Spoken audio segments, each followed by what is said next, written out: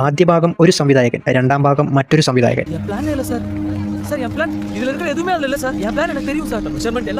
Third പ്ലേസിൽ Devasuram. 1993 IV ശശിയുടെ സംവിധാനത്തിൽ രഞ്ജിത്തിന്റെ തിരക്കഥയിൽ പുറത്തിറങ്ങിയ ബ്ലോക്ക് ബസ്റ്റർ ചിത്രമായിരുന്നു ദേവാസുരം.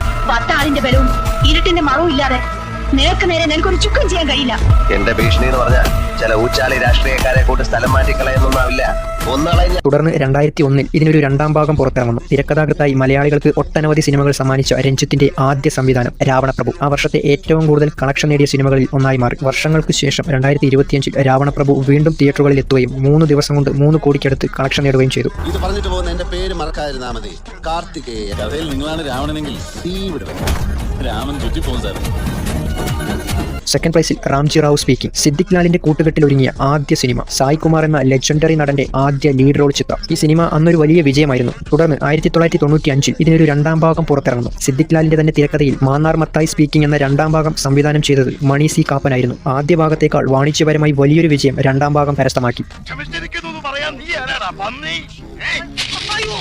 തുടർന്ന് 2014 പാപ്പി അപ്പച്ച സിനിമയുടെ സംവിധായകൻ മാമാസ് കെ ചന്ദ്രന്റെ ഡയറക്ഷനിൽ ഇതിനൊരു മൂന്നാം ഭാഗം റിലീസായി. ആദ്യ 2 സിനിമകളെ അപേക്ഷിച്ച് മൂന്നാം ഭാഗം വലിയൊരു പരാജയമായി മാറി.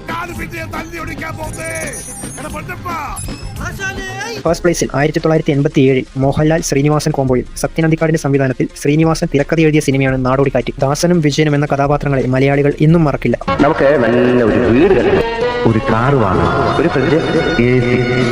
ഈ സിനിമയ്ക്ക് 3 ഭാഗങ്ങളാണ് ഇതുവരെ റിലീസായിട്ടുള്ളത്. ഇതിന്റെ രണ്ടാം ഭാഗം 98 പട്ടണപ്രവേശം എന്ന പേരിൽ സത്യൻ അന്തിക്കാട് തന്നെ സംവിധാനം ചെയ്ത് ബ്ലോക്ക് ബസ്റ്ററാക്കി മാറ്റി. തുടർന്ന് ദാസനും വിജയനും എന്ന കോംബോ ജനങ്ങൾക്കിടയിൽ തരംഗമായി മാറിയ സമയത്ത് 1990 പ്രിയദർശന്റെ സംവിധാനത്തിൽ അക്കരെ അക്കരെ അക്കരെ എന്ന പേരിൽ ഇതിനൊരു മൂന്നാം ഭാഗം റിലീസാവുന്നു. ആ കാലഘട്ടത്തിൽ വലിയ ബഡ്ജറ്റിൽ പുറത്തിറങ്ങിയ ഒരു സിനിമ കൂടിയായിരുന്നു ഇത്.